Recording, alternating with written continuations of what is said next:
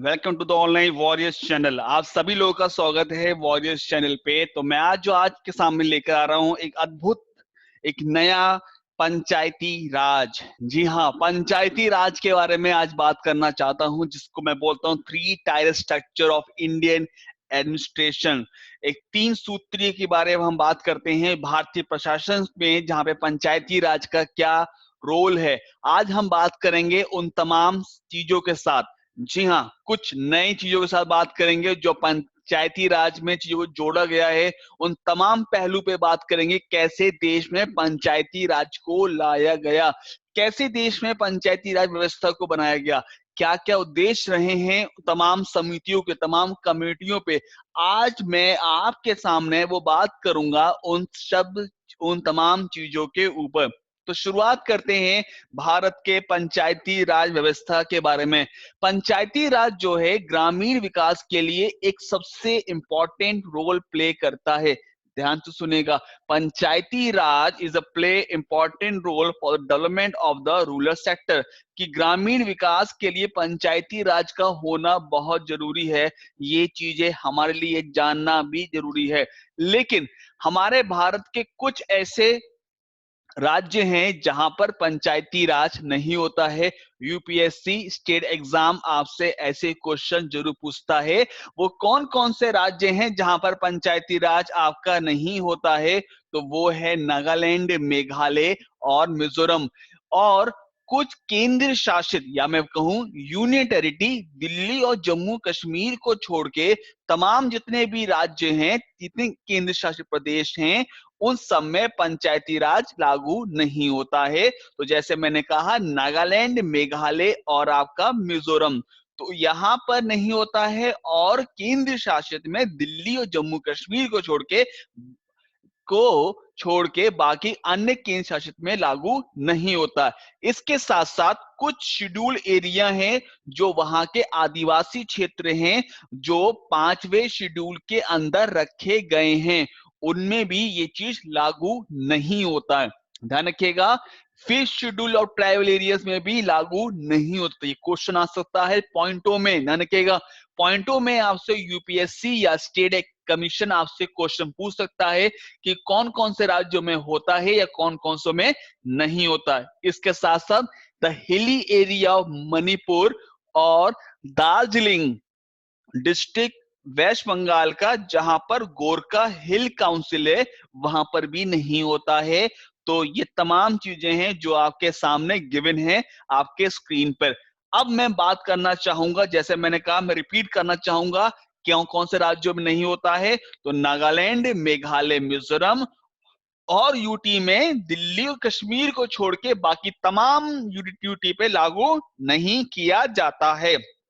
इसके साथ साथ वो तमाम अनुसूचित, या फिर ये कहा जाए जनजाति एरिया, जो पांचवें शेड्यूल में वो राज्य आते हैं, चाहे वो राजस्थान हो, उड़ीसा हो, आंध्र प्रदेश हो, मैं उन सबकी सूची दिखाऊंगा आपको इस पैसा एक्ट के अंतर्गत। वहां पे भी लागू नहीं होता है। और पहाड़ी क्षेत्र मणिपुर में जो आपके जिला डिस्ट्रिक्ट काउंसिल के अंदर वहां पर आते हैं या जिला परिषद में आते हैं, वहां भी चीजें लागू नहीं किया जाता है। और दार्जिलिंग का कौन सा एरिया, गोरखा हिल काउंसिल है, वो भी इसमें लागू नहीं किया जाता है इसके अंतर्गत। तो ये तमाम चीजें हैं जिसके बारे में मैं आप सबसे बात करना चाहता हूं। आगे मैं बात करूं तो वो ये है कि पंचायती राज का हमारे इतिहास में, मेरी बात सुनेगा, पंचायती राज का हमारे इतिहास में कहां कहां उल्लेख है। तो सबसे पहले ध्यान से सुनेगा, ऋग्वेद। जी हां, चार वेद सुने होंगे, वैदिक पीरियड सुना होगा, उसी में ऋग्वेद है, जहां पर 1700 बीसी में कहा गया है सेल्फ गवर्निंग विलेज बॉडी, और क्या नाम दिया गया है, सभा के नाम से। इसके साथ साथ अगर मैं प्राचीन काल की ओर बात करता हूं, जहां पे कौटिल्य अर्थशास्त्र, जिसके लेखक कौन थे? तो लेखक तो थे आपके चाणक्य। चाणक्य ने यहां पर विलेज पंचायतों के बारे में उल्लेख किया था अपने कौटिल्य अर्थशास्त्र किताब के अंदर। ध्यान से रखिएगा, पंचायत का उल्लेख हमारे प्राचीन काल में भी लिखित है, जहां पर सभाओं पे या फिर अलग अलग यहाँ पर लेखों या विद्वानों ने इस चीज को बताया है कि पंचायत होना कितना आवश्यक है। इसके साथ साथ मैं अगर मेडिवल पीरियड की बात करता हूँ, मध्यकालीन की बात करता हूं, तो वहां पर सल्तनत पीरियड में, जी हाँ, सल्तनत पीरियड में जहां पर दिल्ली के सुल्तान होते थे, तो उन्होंने भी अपने राज्य के कुछ राज्य को में एक शब्द इस्तेमाल किया था, जिसमें पंचायत को विलायत के नाम से प्रमुख किया गया है। हिस्ट्री पॉलिटी दोनों का कंबाइन क्वेश्चन बन रहा है। ध्यान दीजिए इस पे कि यहाँ पर विलायत के नाम से चीजों को संबंध किया गया है। यूपीएससी ऐसे क्वेश्चन बहुत पूछता है। इसके साथ साथ अगर मैं कहूं कि दिल्ली की सल्तनत उस समय इन गांवों में पंचायतों को कामकाज कैसे करती थी, तो उसके लिए शब्द था मुकद्दम। मुकद्दम का मतलब था कि प्रशासनिक लेवल पर, एडमिनिस्ट्रेशन लेवल पर को देखरेख करना। फिर बद आता है आपका पटवारी। पटवारी का मतलब होता है राजस्व को इकट्ठा करना, the collection of the revenue.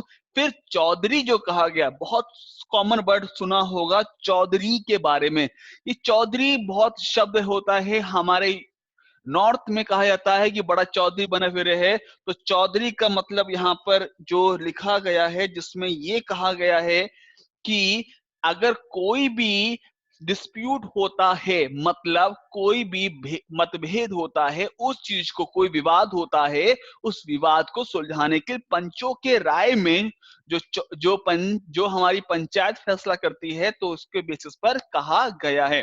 इसके साथ साथ अगर मैं आजादी की बात करूं, तो जहां पर यह कहा गया है हमारे आर्टिकल 40 में कि पंचायत का होना जरूरी है। पंचायत का होना जरूरी, जिसमें आर्टिकल 246 के अंदर राज्य की विधानसभाओं को पंचायतों को रेगुलेट करने के लिए, या फिर जितने भी लोकल सेल्फ गवर्नमेंट हैं वो राज्यों के अधीन किया गया है, उन तमाम चीजों पे तो बात करूंगा अब आने वाले तमाम चीजों के बारे में, जहां पर वो कौन कौन सी कमेटी हैं जिन्होंने हमारे देश में पंचायती राज व्यवस्था को अनुपालन किया, या जिसको व्यवस्था को देश में लागू कराया। तो वह आपके सामने स्क्रीन पे 4 कमेटी दिख रही हैं। क्या क्या नाम है?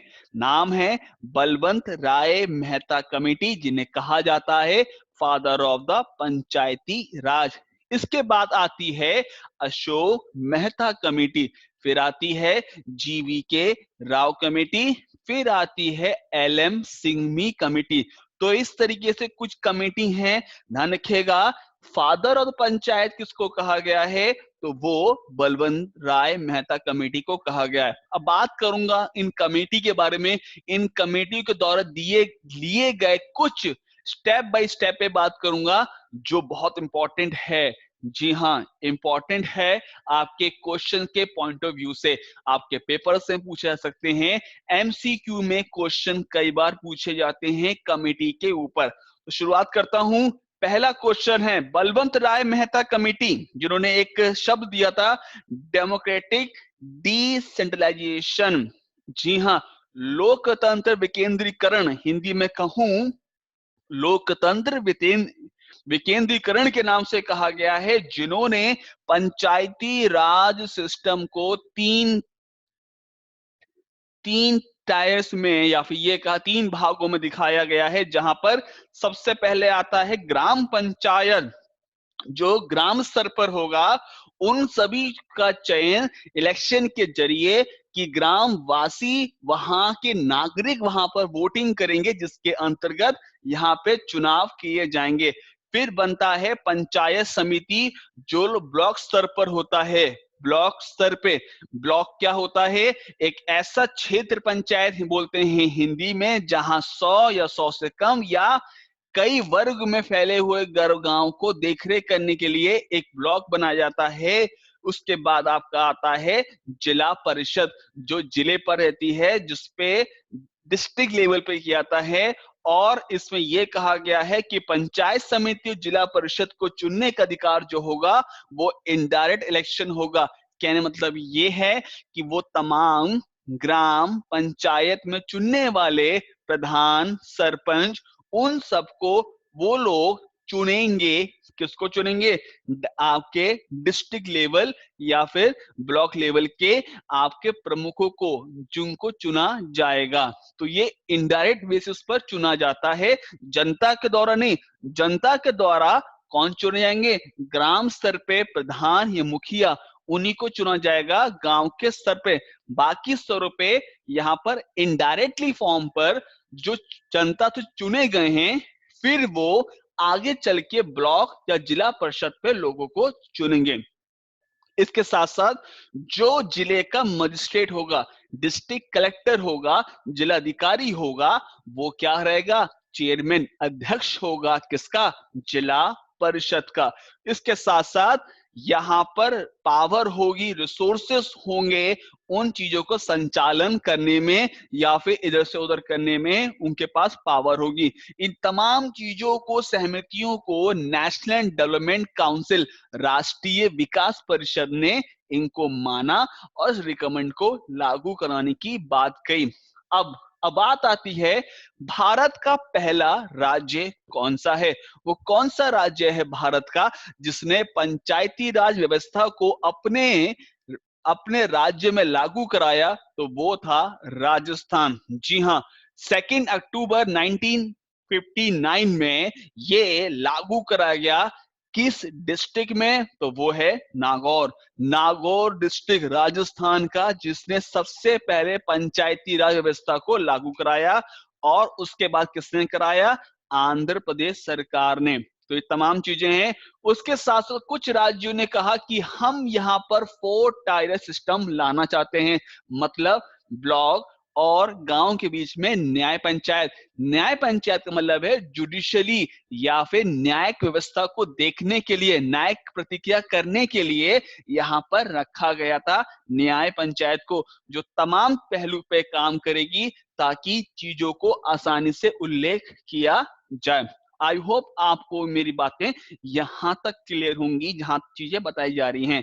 अब उसके बाद जनता पार्टी सरकार में कमेटी बनी जिसका नाम था अशोक मेहता कमेटी। अशोक मेहता कमेटी के बारे में अगर मैं थोड़ा सा बातचीत करूं आप सभी से, इसमें यह कहा गया है कि इसका सुझाव था कि देश में 3 टायर ना हो, 2 टायर हो, मतलब जिला और ग्रामीण, उसी पे ही काम किया जाए। इसके साथ साथ उनका कहना था कि राजनीति पार्टी भी क्षेत्रीय चुनाव में या फिर ये कहा जाए आपके पंचायती चुनाव में पार्टिसिपेट करें।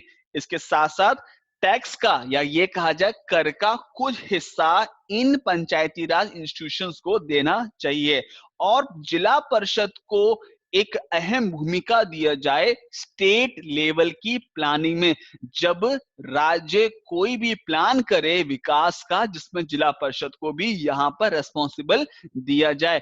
इसके साथ साथ इस कमेटी की और भी कहना था कि पंचायती राज में पंचायती राज मिनिस्टर होना जरूरी है, जो पंचायती राज को देख रेख कर सके, मतलब एक अलग विभाग, एक अलग मंत्रालय। अब मेरा आपसे क्वेश्चन है कि पंचायती राज मिनिस्टर इस समय कौन है? तो वो है हमारे सामने नरेंद्र सिंह तोमर।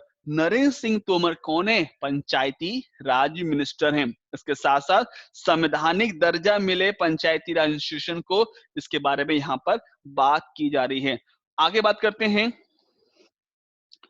आगे ये इंपॉर्टेंट है, इसको थोड़ा सा रिमार्क कर लो। ये जो कहा गया है GV के राव कमेटी, जी हाँ, जिन्होंने क्या कहा है? Grass without root. ये बहुत शब्द को संभाल करेगी, कब क्वेश्चन पूछा जा सकता है कि ग्रास विदाउट रूट का शब्द का इस्तेमाल किस कमेटी ने कहा था? तो उसका नाम क्या था? GV के राव कमेटी। तो जीवी के राव कमेटी ने शब्द का इस्तेमाल किया। 1985 में कमेटी आई और ये कमेटी के बारे में अगर मैं आपसे चर्चा करूं तो इस कमेटी को बनाया था प्लानिंग कमीशन। प्लानिंग कमीशन, योजना आयोग की बात करूं जो अब खत्म हो गया है, अब क्या आ गया है, नीति आयोग आपका आ गया है।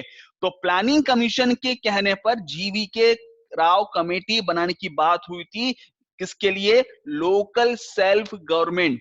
जी हां, स्थानीय स्तर पर एक सरकार बनाया जाए उसके बारे में बात हुई थी, जिसमें जिला परिषद को एक इंपॉर्टेंट रोल दिया जाए डेवलपमेंट प्रोग्राम के लिए, राज्य के विकास के लिए, डेवलपमेंट प्रोग्राम के लिए। इसके साथ साथ ये बहुत इंपॉर्टेंट है आपके लिए, डीडीसी एक शब्द आपका आ रहा है, डीडीसी। ये क्वेश्चन पूछा गया है कई बार कि डीडीसी जो पोस्ट है आपकी, जो डीडीसी पोस्ट है उसके बारे में यहाँ पे बात की गई है आपकी कि जो डीडीसी पोस्ट है, कमिश्नर की पोस्ट है, ये किस कमिटी से लागू की गई, जिसको बोलते हैं डिस्ट्रिक्ट डेवलपमेंट कमिश्नर, जो कुछ राज्यों में डीडीओ के नाम से है, डिस्ट्रिक्ट डेवलपमेंट ऑफिसर के नाम से उसको बनाई गई कमेटी, इसको सीईओ बनाया गया है किसका? जिला परिषद को। इसके साथ साथ रेगुलर इलेक्शन हो, मतलब हर 5 साल में इलेक्शन हो, क्योंकि कुछ जगह 15 से 20 साल तक वही सरपंच बने आ रहे हैं, तो इसलिए इसमें चेंजेस किया गया है और इस पे यहां पर बात की गई है। अब मैं आगे बात करना चाहता हूं L M Singhvi committee. L M Singhvi committee का जो मेन जो था वो राजीव गांधी सरकार का ध्यान था। वो चाहते थे कि पंचायती राज को एक तरीके से रिवाइटलाइजेशन किया जाए, मतलब पुनः उद्धार किया जाए। किसका? पंचायती राज का। कि हमारे देश का जो लोकतंत्र है, जो विकास है, उन सभी में पंचायती राज का होना बहुत जरूरी है। राजीव गांधी सरकार चाहती थी कि वो इस चीज को लेकर आए और इस पे ज्यादा से ज्यादा उनको पावर दी जाए। इसके साथ साथ न्याय पंचायत को भी इंक्लूड करवाया था राजीव गांधी सरकार ने, ताकि कुछ क्लस्टर विलेज, मतलब कुछ गांव मिलकर न्याय पंचायत का भी संगठन करेंगे। लेकिन क्योंकि राजीव गांधी सरकार अल्पमत में थी, कहना मतलब यह है कि जो कॉन्स्टिट्यूशनल अमेंडमेंट बिल, फिर सुनेगा, कॉन्स्टिट्यूशनल संविधान संशोधन बिल 64 जो बिल था, जो लोकसभा से पारित तो हो गया था 1989 में, लेकिन राज्यसभा में उनके पास सांसद नहीं थे तो पारित नहीं हो पाया और सरकार गिर चुकी थी। फिर वीपी सिंह बने, उसके बाद कई सारे उथापटल हुई हमारे देश की राजनीति के अंदर। बाद में इस प्रपोजल को ठंडे बस्ते में डाल दिया। फिर इन तमाम चीजों देखते हुए, क्योंकि राजीव गांधी का सपना था, इस सपने को देखते हुए नरसिम्हा सरकार ने यहाँ पर, मेरी बात, नरसिम्हा सरकार ने यहाँ पर एक तरीके से मान के चलिए, बहुत इंपॉर्टेंट बिल है आपके लिए। अगर आप इस बिल को देख रहे हो, ये अमेंडमेंट एक्ट बहुत इंपॉर्टेंट है, उसको मार्क कर लो IMP के नाम से। इंपॉर्टेंट में क्यों कह रहा हूं? क्योंकि इससे क्वेश्चन आता ही आता है और आपसे पूछा जाएगा। किस टाइप का चीजें हैं? 73rd constitutional amendment act 1992। क्या कहा गया? जब ये संशोधन कानून लाने की बात हुई थी तो संविधान के 90वें पार्ट के अंदर इसको लाया गया, जिसमें पंचायत को जोड़ा गया 11वें शेड्यूल से। मैं फिर कह रहा हूं, जब ये बिल लाया गया था तो 90 पार्ट्स में लाया गया था संशोधन करके, और जिसके अंतर्गत 11वें शेड्यूल को जोड़ा गया। मैं फिर कह रहा हूं, 11वें शेड्यूल को जोड़ा गया। किस कानून के तहत? 73 संविधान संशोधन 1992। नरसिम्हा सरकार ने राजीव गांधी के सपने को साकार करने के लिए इस बिल को लागू कराया। अब बात कहना चाह रहा हूं, जो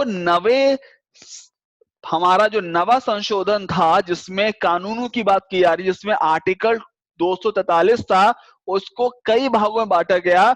243 से 243 ओ तक, ध्यान सुनेगा, 243 से 240 ओ तक बांटा गया, जहां पर पंचायतों के बारे में, पंचायत का कामकाज के बारे में बात की गई है।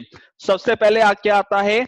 3 tier system of panchayat at village, intermediary and district level except in state with pollution below 10 lakh। देखिए क्या कह रहा है, बहुत इंपॉर्टेंट है। वो तमाम वो तमाम राज्य, उन राज्यों की आबादी 20 लाख या उससे कम है, वहां पर 3 टायर सिस्टम अप्लाई नहीं होगा। ये कहां होगा? जहां जिस राज्य की आबादी 20 लाख या उससे ऊपर है, तो वहां पे विलेज, ग्राम स्तर पे। इंटरमीडिएट का मतलब क्या होता है? मैंने कहा था ब्लॉक उस स्तर पे या फिर जिले स्तर पर यहां पर बताया गया है। क्लियर है? और ये भी कहा गया है कि जितनी भी सीट्स हैं to be fill by direct election. आपको याद होगा बलवंत राय मेहता कमेटी में था कि विलेज लेवल पे डायरेक्ट होगा, बाकी जगह इनडायरेक्ट होगा, लेकिन यहां ऐसा नहीं है। यहां पर हर लेवल पे जो चुनाव होगा वो सारा चुनाव डायरेक्ट इलेक्शन की बेसिस पर लोगों को चुना जाएगा, आर्टिकल 243(c)(2) के अंदर। इसके साथ साथ अनुसूचित जाति, अनुसूचित जनजाति को आरक्षण मिलेगा पंचायती चुनाव के अंदर, या चेयरपर्सन अध्यक्ष में भी वहां को उनके आबादी के स्तर पर लोगों को चुनने की अनुमति दी जाएगी। इसके साथ साथ क्या कह रहा है कि पंचायतों में 1/3 सीटें जो होंगी वो महिलाओं के लिए आरक्षित होंगी, जो अब चेंज हो गया है, जिसको अब कर दिया गया है 50% कर दिया। कुछ राज्यों ने इसको 50%, लेकिन मिनिमम जो, अगर मैं कहता हूं कि मिनिमम की बात करोगे मुझसे, न्यूनतम की बात करोगे, तो वो आपका 1/3 हिस्सा यहां पर बताता है। आगे बात करता हूं तो ये है पंचायती राज सिस्टम जो आपके सामने है, ग्रामीण स्तर, ब्लॉक स्तर और डिस्ट्रिक्ट जिला स्तर। तो ग्रामीण स्तर में आपका आता है ग्राम पंचायत, जिसको ग्राम सभा बनाती है, उसका हेड सरपंच, प्रधान, बहुत मुखिया इस नाम से कहा जाता है। ब्लॉक लेवल में पंचायत समिति होती है, उसको पंचायत मेंबर बनाते हैं और 5 साल के लिए होता है। और डिस्ट्रिक्ट लेवल में जिला परिषद होता है, जिसको वहां के जिला फोरम जो होती है, एमएलए, एमपी, या वहां पर जिला चेयरपर्सन होता है। तो ये तमाम एक तरीके प्रीव्यू आपके सामने है, किस तरीके से हमारा काम होता है विलेज पे, गांव पे और आपके जिले स्तर पे।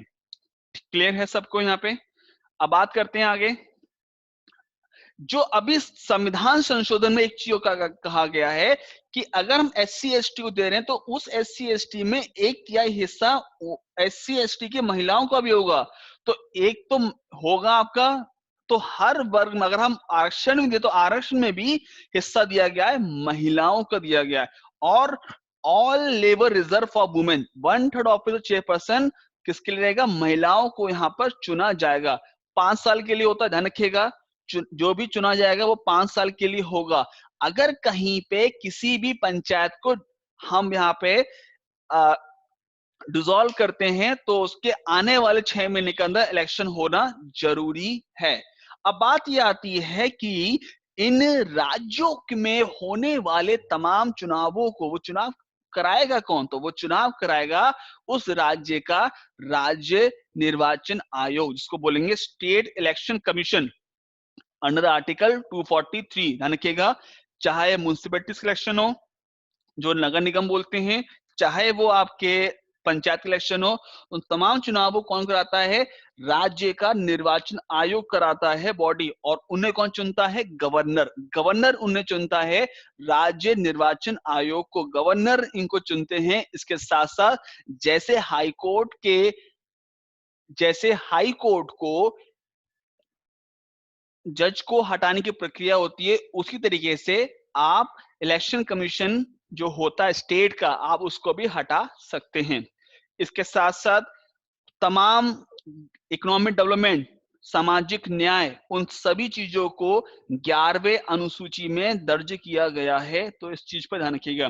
इसके साथ साथ पंचायतों को पावर देने की बात की जा रही है। अगर हम बात करें पंचायतों को सुदम करने की या फिर उसको शक्ति प्रदान करने की बात दी जा रही है, तो वो तमाम चीजें राज्य के फाइनेंस, जी हाँ, राज्य के वित्त आयोग, एक होता है राज्य वित्त आयोग, तो वो कुछ चीजें रिसोर्सेज के बेसिस पर पंचायतों को और वहां की म्युनिसिपैलिटीज को देगा, आर्टिकल 243 आई के अंदर। तो यहां तक क्लियर होगा कि कि राज्यों को, देखिए establishment of finance commission each state, आपको याद होगा कि फाइनेंस कमीशन का आर्टिकल 280 कहता है वो केंद्र का होता है, राज्यों का किसके अंतर्गत आता है, आर्टिकल 243 आई के अंदर होता है, जिसका काम होता है फाइनेंशियल रिसोर्स से देना किसको, पंचायतों को या म्युनिसिपैलिटीज को। तो उन सभी के पास जो पैसा आता है वो वहां का राज्य का वित्त आयोग उनको यहाँ पर ऑफर करता है। क्लियर है? मैं दोबारा रिपीट कर देता हूं कि स्टेट इलेक्शन कमीशन जो पंचायतों के चुनावों को बनाता है, कौन से आर्टिकल अंदर है, 243 के अंदर है।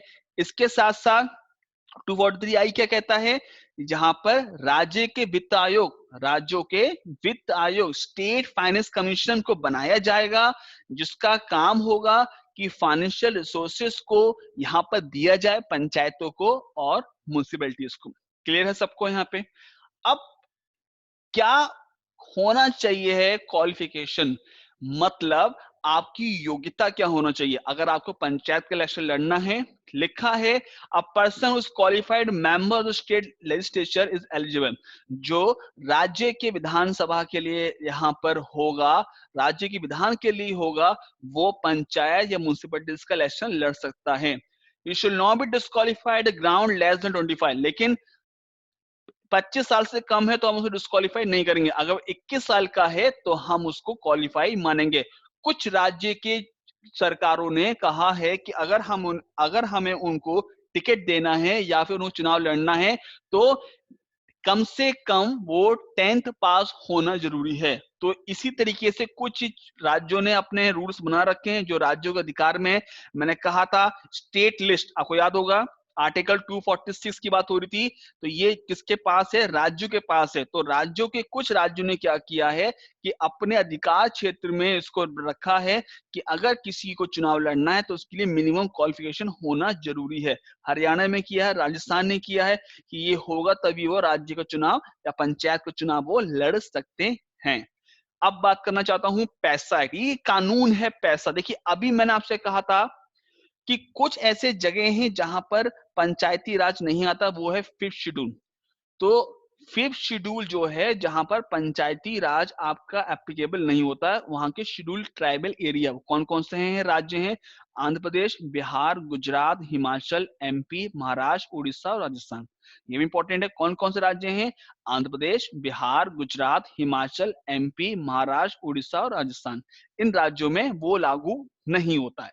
तो उन राज्यों में क्या होगा कि पंचायत को, तो पंचायत के लिए यहाँ पर पैसा लाया गया। पैसा फुल फॉर्म क्या है, panchayat extension to the schedule area. Panchayat को हम यहाँ पर शेड्यूल एरिया के तहत यहाँ पर कानून ला रहे हैं, और ये कानून कब आया था, 1996 में। अब इसमें तमाम 29 फंक्शन जितने भी हैं राज्य से, आपने सुना होगा कि कहीं पे मेले लगते हैं, कहीं पे टोल टैक्स लिया जाता है, तो वो राज्यों का वो है, वो पंचायतों का अधिकार है, पंचायत उसको ले सकते हैं। इसके साथ साथ ये क्यों लाया गया, ताकि जो ट्राइबल पॉपुलर आदिवासी हैं वो अपना रूल कर सकें, ठीक है, उन्हीं के अंदर जो लोकतंत्र व्यवस्था है वो बनी रहे। इसके साथ साथ ये भी कहा गया कि जो ट्रेडिशनल प्रैक्टिस चली आ रही है उनकी, उसको भी बना के रखी जाए कि उसमें डिस्टरबेंस ना हो। इसके साथ साथ उनकी जो भी संस्कृति है उसको बचा के चलें, उसको हम डिस्टर्ब नहीं करना चाहते हैं। जो भी ट्राइबल चलाना चाह रहे हैं आदिवासी लोग, तो उन तमाम चीजों पे रखे रहें, इसलिए पैसा लाया गया। मतलब जहां पर पंचायती राज व्यवस्था लागू नहीं है तो वहां पर क्या लागू करेंगे, वहां पर हम पैसा कानून के तहत उन राज्यों तक पहुंचाना चाहते हैं। वो तमाम राज्य जो 5वें शेड्यूल के अंदर जो ट्राइबल एरियाज हैं, वो चीजें भी अप्लाई हो कि वहां पे भी डेमोक्रेसी, वहां पे भी लोकतंत्र हो, उनकी चीजों को संरक्षण करते हुए वहां पर रखा जाएगा। उसके लिए पैसा एक्ट 1996 में लाया गया था। तो ये तमाम चीजें थी जिसमें हमने पंचायती राज के ऊपर जाना, उसका इतिहास, क्या क्या कमिटीज बनी, उन सब के बारे में जाना, और ये बहुत इंपॉर्टेंट टॉपिक है आज सबके लिए। यहीं पे मैं आज सबसे विदा लेना चाहूंगा। आई होप ये वीडियो आप सबको पसंद आई होगी, तो वीडियो को लाइक करना ना भूलें। धन्यवाद। जय हिंद।